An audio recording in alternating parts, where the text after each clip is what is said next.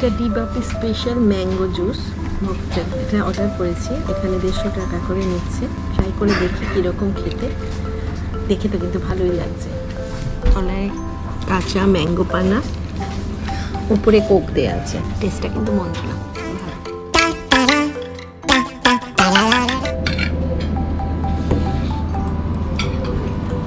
Mutton biryani আছে। মাটনের সাইজটা বেশ বড়ই। বিরিয়ানিটা খারাপ না, টেস্টি আছে। আলু দিয়েছে, কলকাতা বিরিয়ানি যেটা আলু স্পেশাল, খারাপ লাগছে না। মাংসটা কিন্তু নরম তুলতুলে, সাইজটাও ভালোই আছে। এখানে পুদিনা, ধনেপাতা, শসা সব দিয়ে একটা চাটনি।